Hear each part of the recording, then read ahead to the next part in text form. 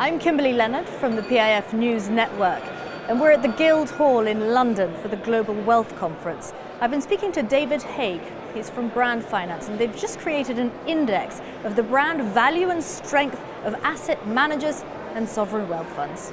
The study that Brand Finance has done is a listing of the most valuable and the strongest asset management and sovereign wealth fund brands in the world. There are two elements to calculating the value. First of all, we look at the strength of the brand, because the stronger the brand, the more valuable. We secondly look at what one might expect to charge for the use of that brand if you didn't own it and you had to borrow it from someone, which is a very common method for valuation. And we put those two things together and we arrive at a capital value. And in the case of PIF, the number is $1.1 billion and an extremely strong brand rating, which puts it up there right at the very top of the table. I mean, we keep saying it's like a Ferrari or a Rolls Royce in the fund management business, and there's no doubt of that. It's known and very finely engineered and is going places.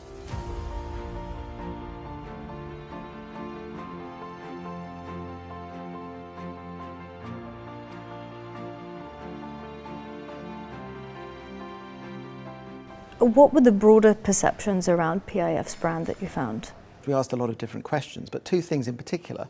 One was an extremely interesting investment strategy, and secondly, its ability to attract top talent. It was very high on general awareness, but in particular, very high on familiarity. So people are already aware of the things that PIF has been doing. It's got a very high profile already.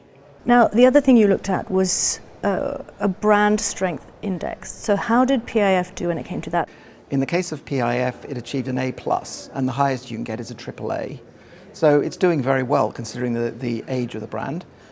It's almost at the top of the table. It's a very, very strong brand, and we anticipate it will get stronger with the years ahead. Let's talk about brand value to assets under management, that ratio.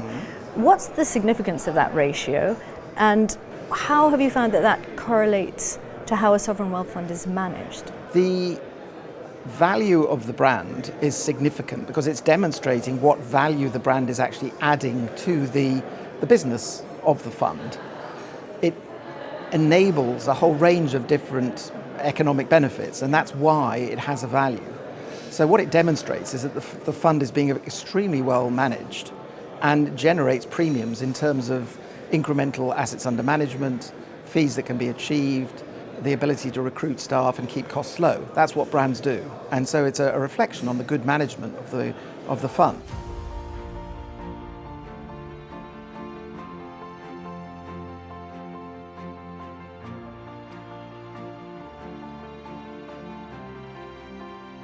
The ratio itself for PIF is 0.15 of assets under management, which is double the ratio of the rest of the category. And it really shows that an extremely good job is being done and a great deal of value is being added. How important is a sovereign wealth fund's brand? In general, brands are more important in a consumer environment or a broader environment, which is why some of the larger pure asset management firms tend to have slightly higher brand values because they're going to a broader audience. In sovereign wealth fund terms, they have a different stakeholder group, but it's equally important that they influence them with their brand, and PIF is definitely doing that. It's an extremely strong, well-engineered brand with an exciting investment strategy.